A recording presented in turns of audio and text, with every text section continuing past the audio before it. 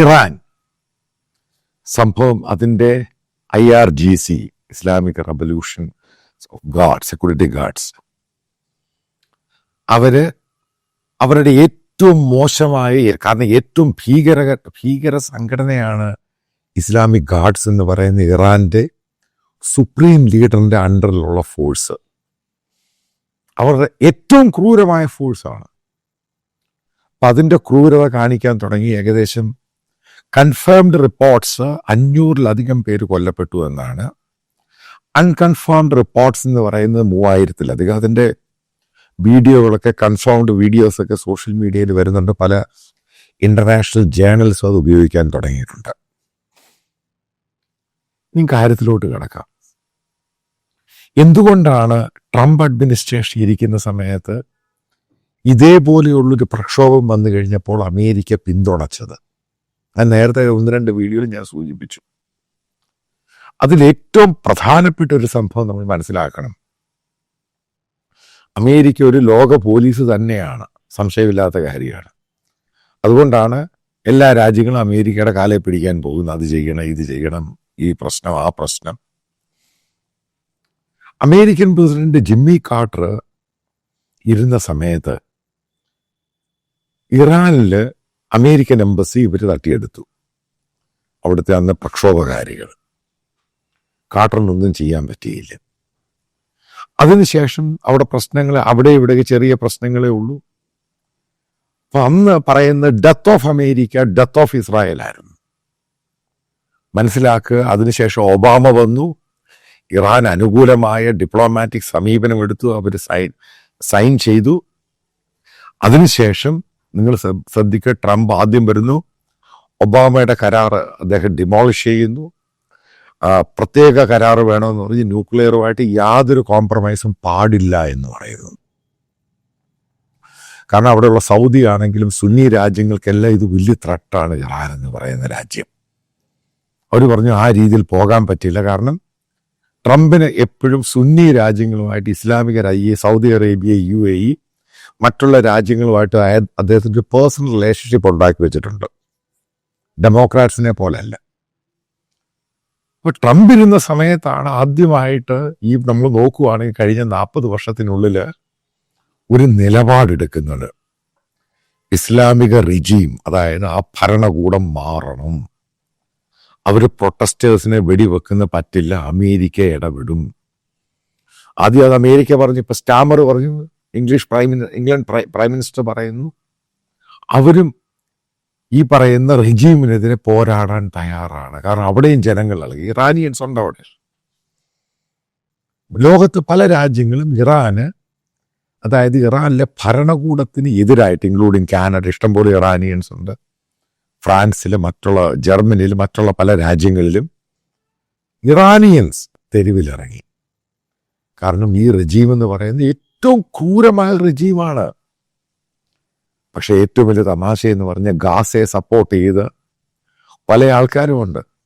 Gaza സംഭവം ഒരാൾ പോലും അതിനെപ്പറ്റി മിണ്ടുന്നില്ല, ഇറാനെ പറ്റി മിണ്ടുന്നില്ല. അത്ര ഏറ്റവും ക്രൂരത കാണിച്ചിരിക്കുന്ന ഇറാനില് അതിനെപ്പറ്റി മിണ്ടുന്നില്ല. ചില പെൺകുട്ടികളുടെയൊക്കെ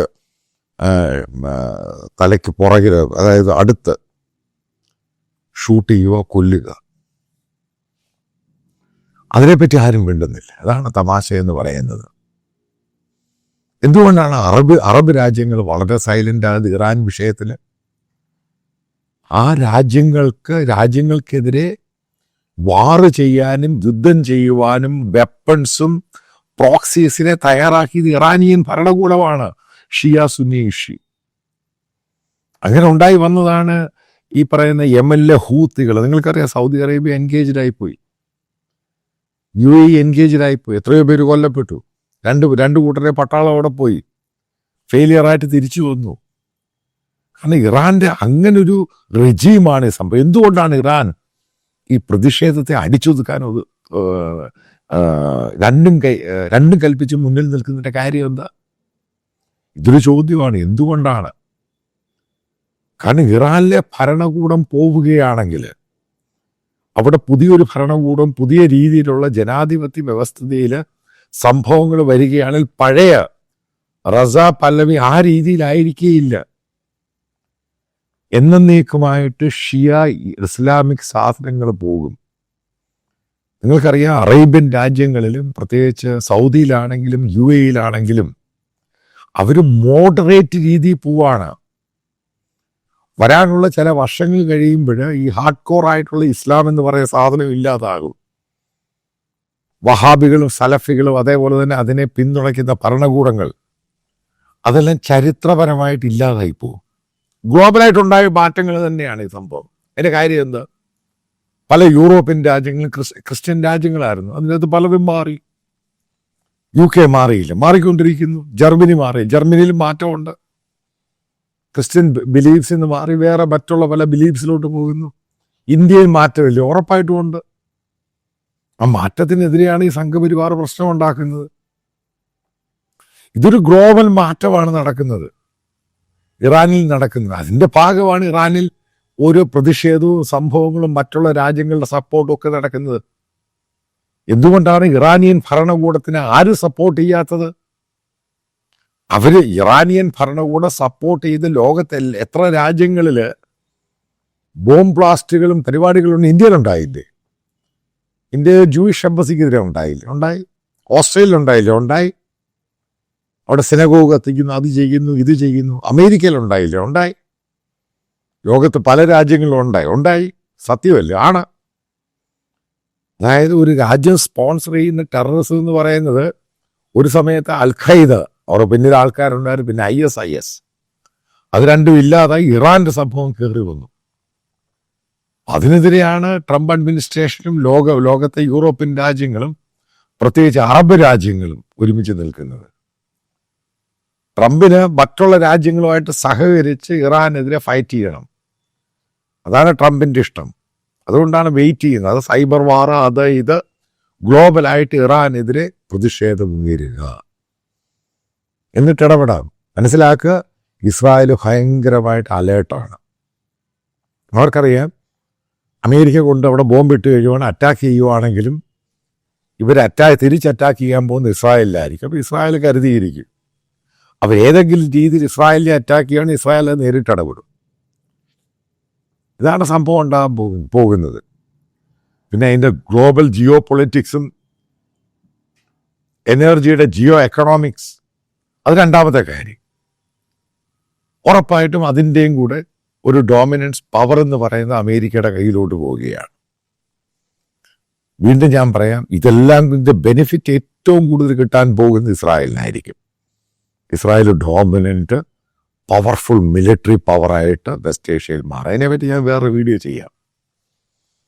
ഒരു കാര്യം ഞാൻ പറയാം, ഇറാനിയൻ ഭരണകൂടം ഇപ്പോൾ ഈ സംഭവം വെടിവെച്ച ആൾക്കാരെ കൊന്നാലും നിങ്ങൾ നോക്കുക, ഇൻ്റർനെറ്റ് ഇല്ല, പവർ ഓഫ് ആക്കുന്നു. അതായത് കറണ്ടില്ല, ഇൻ്റർനെറ്റ് ഇല്ല, കറണ്ടില്ല, കുടിക്കാനുള്ള ആഹാരം വെള്ളം അതുപോലും നിർത്തല. എന്തൊട്ടും ജനങ്ങൾ തെരുവിലിറങ്ങുകയാണ്, നല്ല തണുപ്പുമാണ്. എന്തുകൊണ്ടാണ് ഇത്രയും വെടിവെപ്പുണ്ടായത്? കാരണം അവിടെയുള്ള ഈ പ്രതിഷേധക്കാരെ, ഈ ഇറാനിയൻ സെക്ടറി, അവിടെ ആൾക്കാർ, അവരുടെ മന്ത്രിമാരും അവിടെയൊക്കെ താമസിക്കുന്നിടത്തോടെ ഇരച്ചു കയറിയപ്പോഴാണ് ഇവർ ഫയർ ചെയ്യുന്നത്. ഒരു നിവൃത്തിയില്ല, ഫയർ ചെയ്യുകയാണ്. ആയുധമില്ലാത്ത ഒരാളെ ഫയർ ചെയ്യുന്ന ഒരു മിലിറ്ററി ഫോഴ്സ് നിങ്ങൾ കേട്ടിട്ടുണ്ടോ? അങ്ങനെ ഫയർ ചെയ്യുന്ന മിലിറ്ററി ഫോഴ്സ് ലോകത്തെവിടെയെങ്കിലും ഉണ്ടായിട്ടുണ്ട്? ആ മിലിറ്ററി ഫോഴ്സും ആ ഭരണകൂടവും പരാജയപ്പെട്ടിട്ടുണ്ട്. അത് ലോകത്തിൻ്റെ ഏറ്റവും വലിയ ചരിത്രമാണ്. ആയുധമില്ലാത്തവനെ ആയുധമുള്ളവൻ ഫയർ ചെയ്യുമ്പോൾ ഒരു സ്റ്റേറ്റ്, ആ ഫൈറ്റ് എന്ന് പറയുന്നത് ലിമിറ്റഡ് ആയിരിക്കും. അത് വൈഡ് സ്പ്രെഡ് ആയിട്ട് നിങ്ങൾക്ക് എത്രമാത്രം ഫയർ ചെയ്യുമ്പോഴും വെടിവെച്ച ആൾക്കാരെ കൊല്ലുമ്പോഴും മനസ്സിലാക്കേണ്ട ഒരു കാര്യമാണ്, അവിടെയുള്ള ജനങ്ങൾ ഒന്നടങ്കം അലേർട്ടാകും, അവർ മുഴുവനും തെരുവിലിറങ്ങും. ഇറാനിൽ ഈ പ്രക്ഷോഭം കഴിഞ്ഞ 40 വർഷം, അതായത് ഇസ്ലാമിക കൾച്ചറൽ റവല്യൂഷൻ എന്നവർ അവകാശപ്പെടുന്നതിന് ശേഷം ഉണ്ടാകുന്ന ഏറ്റവും ചരിത്രപരമായ പ്രതിഷേധമാണ്. ഇറാനിയൻ ഗവൺമെൻറ് വീക്കാണ്. എന്താണ് ഇറാനിയൻ ഫോറിൻ മിനിസ്റ്റർ എല്ലാ രാജ്യങ്ങളും, ഇന്ത്യ ഉൾപ്പെടെ വരാൻ പോവുകയാണ് സപ്പോർട്ട് ചെയ്യുന്നത്. കാരണം ആരും സപ്പോർട്ട് ചെയ്യാൻ തയ്യാറില്ല. ഏത് സമയവും അമേരിക്ക അവിടെ ഇടപെടും, മറ്റുള്ള രാജ്യങ്ങൾ ഇടപെടും. ആ ഭയമാണ് ഇതിൻ്റെ കാര്യം. അവർ പറയുന്ന അവരിൽ ന്യൂക്ലിയർ വെപ്പൺസ് ഉണ്ട്. ഇപ്പം ഇസ്രായേൽ ഇത്രയും അടി കൊടുത്തപ്പോഴും എവിടെ പോയാൽ ന്യൂക്ലിയർ വെപ്പൺസ്? ഒരു കാര്യം ഞാൻ പറയാം, ഇറാൻ ഇപ്പം എത്ര നാൾ ഇറാന് പിടിച്ചു നിൽക്കാൻ സാധിക്കും? വളരെ കുറച്ച് നാളുകളെ പറ്റത്തുള്ളൂ. ഇതോടുകൂടി ഈ സംഭവം, ഈ പ്രക്ഷോഭം അവർ അടിച്ചമർത്തും, വീണ്ടും സ്റ്റാർട്ട് ചെയ്യും. ഇറാനിയൻ ഭരണകൂടത്തിൻ്റെ ചോദ്യചിഹ്നമല്ല, നാശത്തിലേക്ക് പോവുകയാണ്. ഇത്രമാത്രം കഠിനമായ രീതിയിലുള്ള എല്ലാ ഇസ്ലാമിക മതത്തെ മുന്നിൽ നിർത്തി ഭരിച്ച ഒരു രാജ്യം, ആ രാജ്യത്തിൻ്റെ അവസാനം കുറിക്കുമ്പോഴും മനസ്സിലാക്കുന്ന, ഞാൻ നേരത്തെ പറഞ്ഞ പോയിന്റിലോട്ട് പോവുകയാണ്. ഇതോടുകൂടി ഇസ്ലാമികമായിട്ടുള്ള ഹാർഡ് കോർ ആ ഭരണകർത്താക്കളും ആ ഭരണരീതിയും ആ സംഭവം ലോകത്തില്ലാതാകും. അതോടുകൂടി ലോകത്ത് പല രാജ്യങ്ങളിലും ഇതേപോലെ സംഭവിക്കും. കാരണം ഡിജിറ്റൽ ലോകമാണ്. ജനങ്ങൾക്ക് മനസ്സിലായ ലോകത്തിൻ്റെ സ്വാതന്ത്ര്യം എന്നാണ്. ആ സ്വാതന്ത്ര്യം അനുഭവിച്ചവർ, അത് കിട്ടിയവർ ഒരു കാരണവശാലും മതപരമായ സംഭവത്തിലോട്ട് പിന്നെ തിരിച്ചു പോകത്തില്ല. മതത്തിൻ്റെ രീതിയിൽ അങ്ങ് മാറി നിന്നാൽ പൊളിറ്റിക്സ് വേറെ, ജനങ്ങളുടെ പൊളിറ്റിക്സ് വേറെ, എക്കോണമി വേറെ, സാമ്പത്തികം വേറെ, അതിനെ മതവുമായിട്ട് കൂട്ടിക്കുഴയ്ക്കുന്ന ഈ സമ്പ്രദായം ഇറാനിയൻ ഭരണകൂടം വീഴുമ്പോൾ അത് ലോകത്തിന് കൊടുക്കുന്ന ഏറ്റവും വലിയ സിഗ്നലായിരിക്കും. പ്രത്യേകിച്ച് west Asia, middle east Asia, അവർക്ക് കൊടുക്കുന്ന മെസ്സേജ് ആയിരിക്കും ഈ സാധനം ഇല്ലാതാകും. എത്രമാത്രം വെടിവെച്ച് കൊന്നാലും, ജനങ്ങളെ എത്ര ഭീതിപ്പെടുത്തിയാലും ഇതിനൊക്കെ ഒരു പരിസമാപ്തിയുണ്ട്. അതിലോട്ടാണ് കാര്യങ്ങൾ പോകുന്നത്. ഒരു ടെക്നോളജി അവർ ഇലക്ട്രിസിറ്റിയും മറ്റുള്ള സംഭവങ്ങൾ, ഇലക്ട്രിസിറ്റി നിർത്തിയതിൻ്റെ കാരണം അവരുടെ മൊബൈലൊക്കെ ചാർജ് ചെയ്യാൻ ഉപയോഗിക്കുന്ന ഇലക്ട്രിസിറ്റിയാണ്. അപ്പോൾ അത് ഇലക്ട്രിസിറ്റി ഇല്ല എങ്കിൽ അവർക്ക് ഇൻ്റർനെറ്റ് പ്രോപ്പറായിട്ട് കിട്ടുന്നില്ല. അപ്പം അതിൻ്റെ പേരിൽ നിങ്ങൾ കണ്ടു കാണും, അവരുടെ മൊബൈൽ അതിൻ്റെ ലൈറ്റ് ഉപയോഗിച്ചിട്ടാണ് പ്രതിഷേധക്കാരും പ്രക്ഷോഭകാരികളും തെരുവിലോട്ട് ഇറങ്ങിയത്. അതാണ് പ്രതിഷേധം എന്ന് പറയുന്നത്. ഇറാനിലെ പ്രതിഷേധം ഒരു പുതിയ ലോകത്തെമ്പാടും ചരിത്രപരമായ ഒരു പ്രതിഷേധമാകും. മുല്ലാ ഭരണം എന്നേക്കും തീരാൻ പോകുന്നു. അതോടുകൂടി ലോകത്തിനുണ്ടാകുന്ന ഒരു നന്മ, അതായത് ഭീകരപ്രവർത്തനം, ഈ സാധനങ്ങൾക്കും അടിവരയിട്ട് അതൊന്നില്ലാതാകുന്നു. ലോകത്തിൽ വലിയ മാറ്റങ്ങളായിരിക്കും ഇറാന്റെ ഭരണത്തിൻ്റെ അവസാനത്തോടുകൂടി ലോകത്തിന് കിട്ടാൻ പോകുന്ന. ആ മാറ്റം ലോകത്തെല്ലാവരും ആഗ്രഹിച്ചിട്ടുണ്ട്, പ്രത്യേകിച്ച് ഇറാനിയൻ ജനത. കാരണം ഇത്രയും നാൾ സപ്പോർട്ട് ചെയ്ത ജനത എല്ലാം ആഗ്രഹിക്കുന്നുണ്ട്. ഒരു വാക്കുകൂടെ പറയാം, നേരത്തെ അമേരിക്ക ഡെത്ത്, ഇസ്രായേൽ ഡെത്ത്, ഈ രണ്ടുപേരെയും കൊല്ലുക, ചാവുക എന്ന് പറഞ്ഞിരുന്ന ഇറാനിയൻസ് ഇന്ന് ഇസ്ലാം ഡെത്ത്, ഖമൈനി ഡെത്ത് എന്ന് പറയുമ്പോൾ നിങ്ങൾ മനസ്സിലായിക്കോണം എവിടുന്ന് എങ്ങോട്ട് അവരുടെ വിശ്വാസികൾ മാറി. ഇതാണ് കൃത്യമായ മെസ്സേജ് ഇസ്ലാമിക ലോകത്തിനും റാഡിക്കൽസ് ആയിട്ടുള്ള വഹാബിസം, സലഫിസം, സുന്നി കമ്മ്യൂണിറ്റിയിലുള്ളവർക്കും ഇറാനിയൻ ജനത കൊടുക്കുന്നത്. ആ മാറ്റം, അതായത് ഇറാനിലുണ്ടാകുന്ന ആ പ്രതിഷേധവും മാറ്റവും അറേബ്യൻ രാജ്യങ്ങളിലും വളരെ അടുത്ത സമയത്ത് തന്നെ ഉണ്ടാകും. ഇതോടുകൂടി ഈ മൊണാർക്കി സ്റ്റൈൽ എന്ന് പറയുന്ന സംഭവം മാറിയിട്ട് ജനാധിപത്യം, സ്വാതന്ത്ര്യം, മതസ്വാതന്ത്ര്യം, ആ രീതിയിലോട്ടാണ് ലോകം പോകുന്നത്. അതിൻ്റെ ഏറ്റവും ക്ലാസിക് തെളിവാണ് ഇറാനിൽ നടക്കുന്ന പ്രതിഷേധം.